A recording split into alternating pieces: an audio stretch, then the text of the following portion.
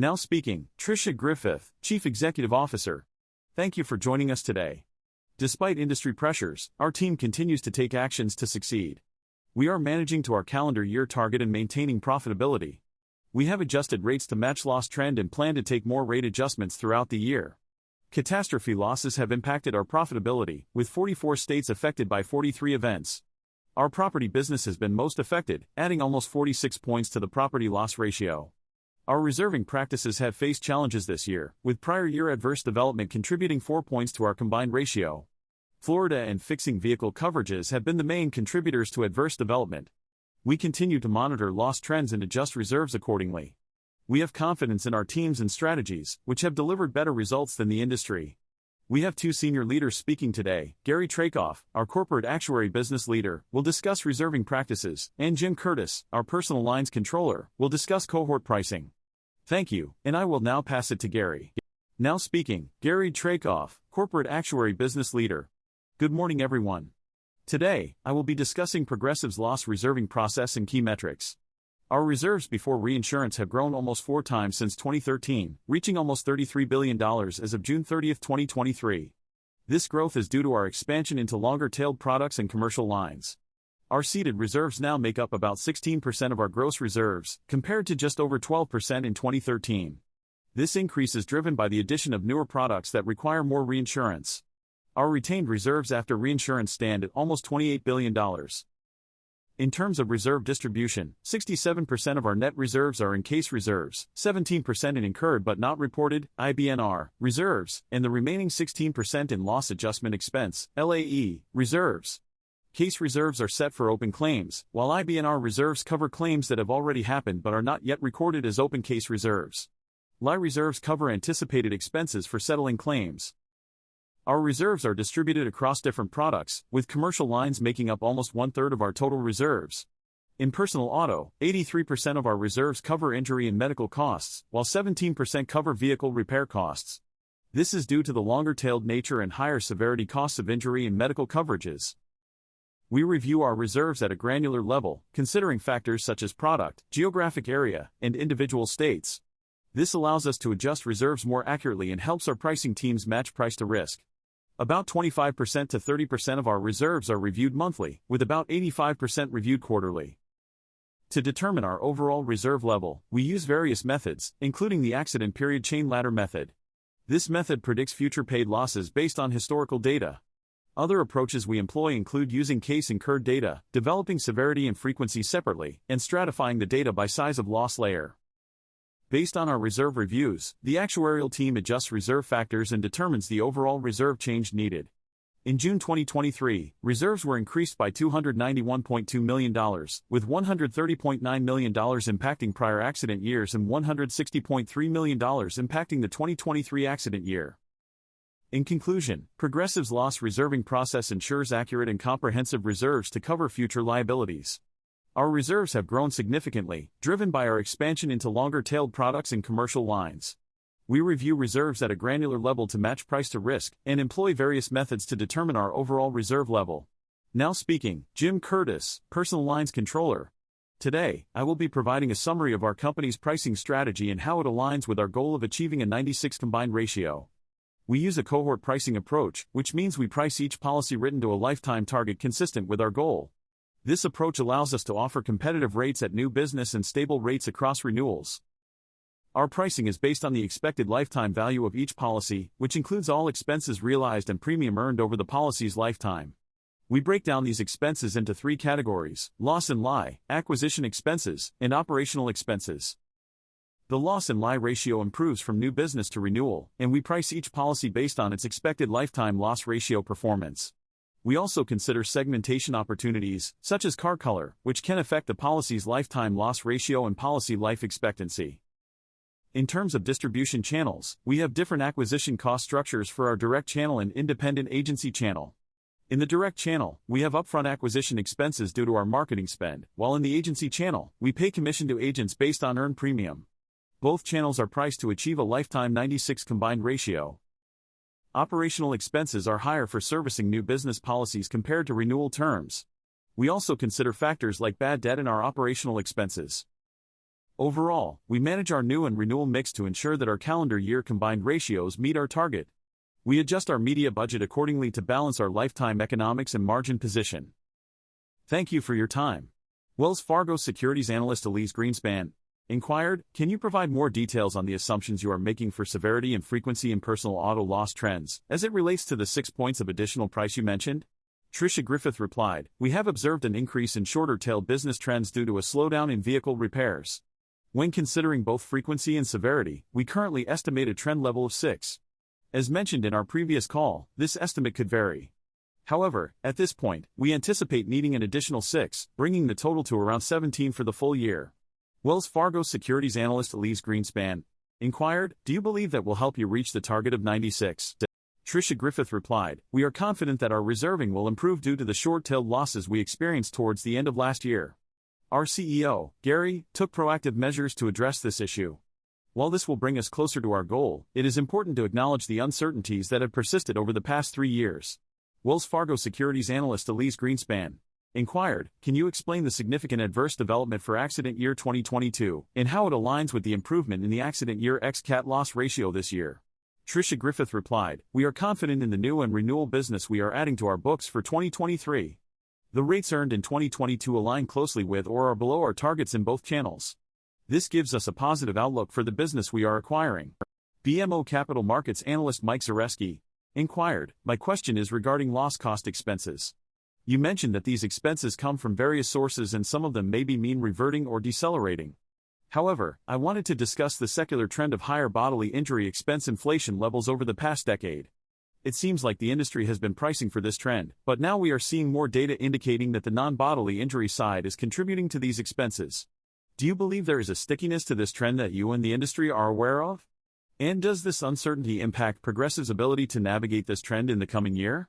Tricia Griffith replied, we have been closely monitoring the trends in the bodily injury space and have been proactive in our response.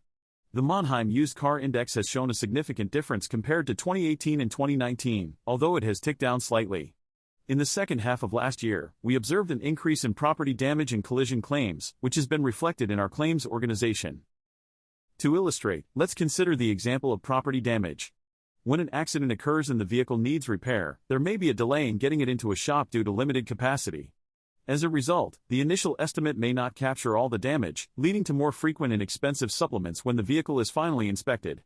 This, in turn, leads to longer cycle times and rental durations. While we have seen a slight decrease in rental times, we are monitoring this data point closely. Additionally, labor rates and parts costs have been increasing, contributing to the overall stickiness of the situation. A recent Wall Street Journal article highlighted a 24% increase in salaries for automotive repair workers in Q4 of 2022 compared to 2018, as reported by the Bureau of Labor Statistics. The indemnification of vehicles has also risen by approximately 36% since 2018. While certain trends, such as used car prices, may be influenced by supply chain issues and could potentially decrease, other factors like labor rates and parts costs are likely to become part of our new normal. BMO Capital Markets analyst Mike Zareski inquired, my question is regarding the expense ratio. We have seen a significant decrease in the expense ratio, primarily driven by a reduction in ad expenses. Looking ahead, I am curious about the direction of the ad expense ratio in the future. Are we currently at the lowest point, or is there potential for further reduction in the coming quarters? Tricia Griffith replied, as we move towards calendar year 96, we have various strategies to drive growth. Our focus is on increasing media spend while maintaining target profit margins. We prioritize expense discipline to navigate current market conditions. Over the next 6 months, we will closely monitor our progress towards achieving our goals. J.P. Morgan Chase & Company analyst Jimmy Bullar inquired, can you discuss your confidence in the current state of your reserves, considering the recent adverse development and the 6 consecutive months of such development? Are you now more comfortable with your reserves overall, or is there still uncertainty regarding loss trends and the extent to which you have caught up? Tricia Griffith replied, as the executive of our company, I can confidently say that I am comfortable with our current position. However, it is important to note that Gary, who conducts our reserve reviews independently, will provide a more detailed perspective. I am not directly involved in this process, so I receive updates around the same time as you do. With that being said, I will now pass the floor to Gary to provide further insights. Gary Trakoff replied, our reserve position is strong and I'm confident in where we stand. We have experienced unfavorable development in the past 6 months, primarily from accident year 2022. However, it's important to note that over 85% of this development is from accidents that occurred in the last 6 months of the year. This is largely due to the fixing cars and reopened severity, which is a short-tailed issue. We have closely monitored the data and responded quickly. While I can't provide a guarantee for the future, I am optimistic about our current position. J.P. Morgan Chase & Company analyst Jimmy Bular inquired, "Can you provide an update on the trend of lawsuits in Florida over the past few months? Specifically, how have the number of lawsuits coming in changed from April and May to June? Additionally, has there been any adverse development related to Florida in June?" Gary Trakoff replied, "In terms of Florida, the significant impact was felt in March, April, and May. However, we have seen a leveling out since then. The adjustments made in June were primarily related to property damage and third-party car repairs. These adjustments had minimal impact on Florida." Tricia Griffith replied, "In response to the House Bill 837 and the related lawsuits, we took a proactive and cautious approach to assess the potential impact on our business. We are actively monitoring the situation and working towards estimating and determining the probable outcomes. However, it is important to note that the settlement process for these lawsuits typically takes time, so we may not have immediate clarity on the final resolution. We will continue to provide updates as the situation progresses." Evercore IC analyst David Motemadin inquired, "Did the company conduct a complete review of its reserves in June, or was it a normal review with potential further adjustments expected in the coming months?" Gary Trakoff replied, "In June, we typically review 25% to 30% of our reserves. The comment about 100% refers to the fact that we don't review all reserves every month, so they may be inflated or aged. However, there is the potential for 100% of reserves to be adjusted each month, whether by an adjuster, inflation, or aging. Our normal process usually stays consistent with the 25% to 30% range. There are a few exceptions, such as in December when we may add additional reviews based on new information for statutory reserves. Additionally, when there are changes like the passage of the Florida House Bill, we would immediately adjust our reserves based on that new information."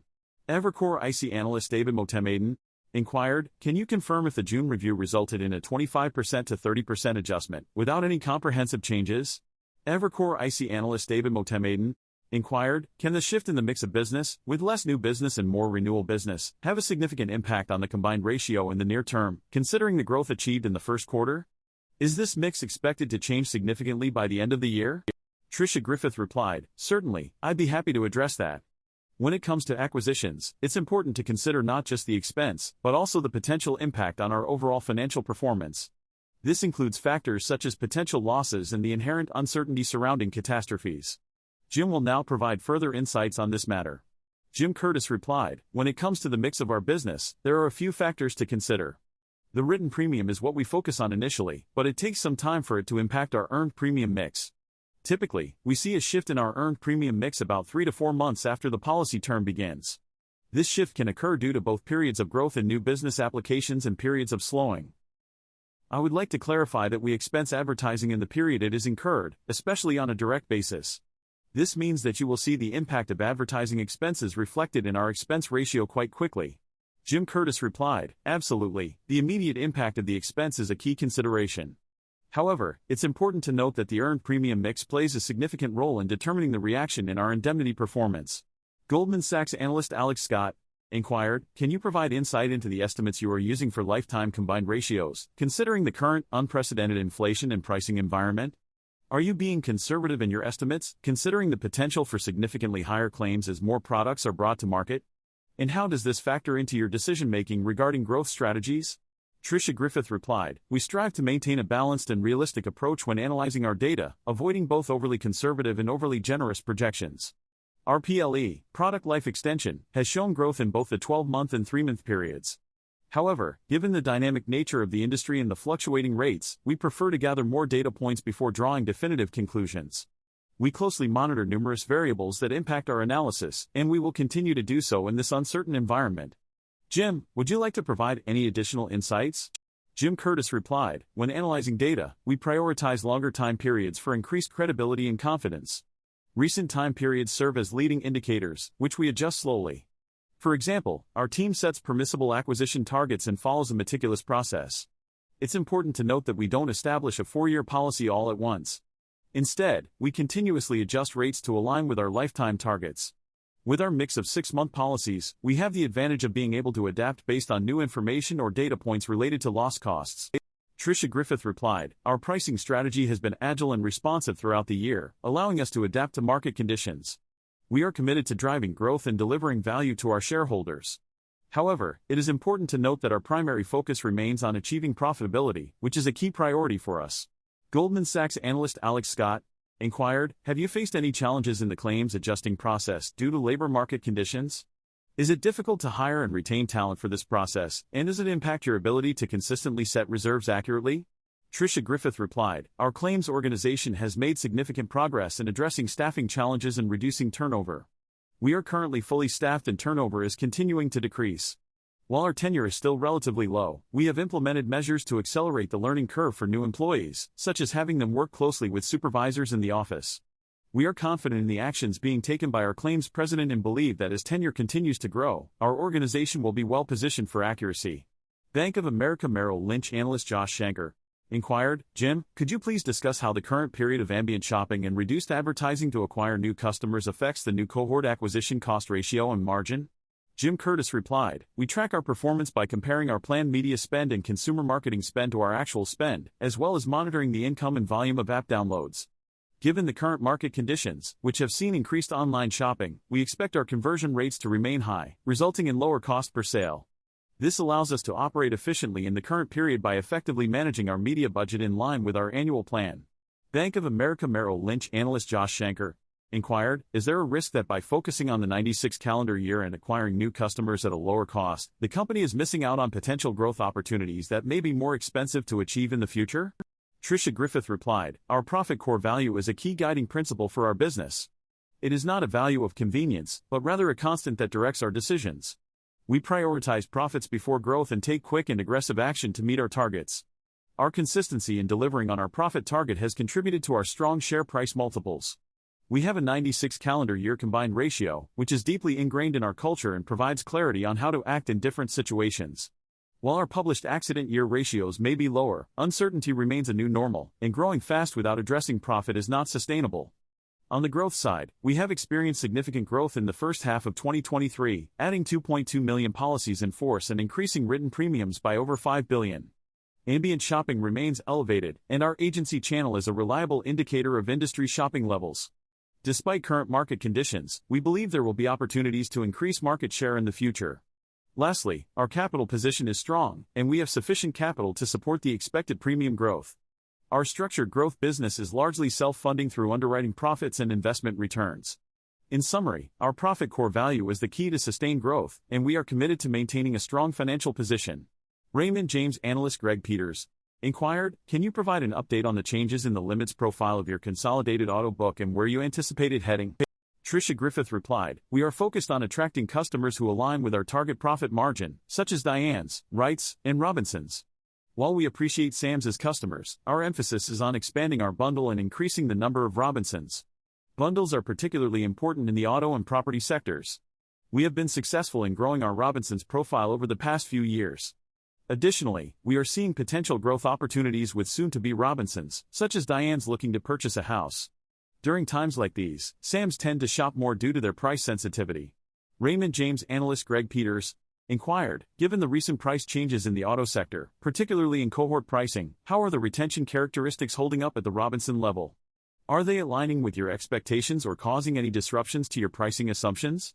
Tricia Griffith replied, "We analyze customer retention across different marketing tiers and have found that historically, Robinsons have shown better retention rates. We have observed that customers with a wider range of products tend to be more loyal. Sam's, on the other hand, have shown consistent retention rates over time. While we don't disclose specific figures, I can assure you that Robinsons continue to demonstrate strong retention. In terms of our acquisition model, we constantly evaluate assumptions and use PLE, policy life expectancy, to determine the allowable costs for acquiring customers. We closely monitor changes in policy life expectancy and factor that into our pricing strategy for the lifetime value of those customers. Additionally, we have the flexibility to reprice customers if needed." Barclays analyst Tracy Benguigui inquired, "Do you anticipate any secular changes in the auto industry that may require you to exceed your 96% combined ratio target?" Tricia Griffith replied, "Our 96 is an aggregate that considers new and renewal business, taking into account factors such as PLE assumptions, product, and state. While the overall 96 is unlikely to change, we analyze it at a granular level. We are closely monitoring the impact of recent changes, particularly in terms of shop capacity. As capacity opens up, we anticipate being able to maintain our 96 calendar year and lifetime goal, with the exception of potential labor rate and price adjustments. Barclays analyst Tracy Benguigui inquired, can you explain the discrepancy between the decrease in property damage severity loss trend and the increase in year-to-date current accident year actuarial adjustments primarily driven by fixing vehicle coverages? Tricia Griffith replied, we experienced several rate increases, contributing to our overall performance. When analyzing our property and catastrophe exposure, it's important to consider the impact of recent events. Specifically, 80% of our year-to-date revenue of $1.1 billion was generated from auto insurance, with 50% coming from cars and approximately 35% from Florida, glass, PEEF, BI. The remaining portion consisted of IBNR and BI across the country. Notably, our property segment showed favorable development. Gary, is there anything you would like to add?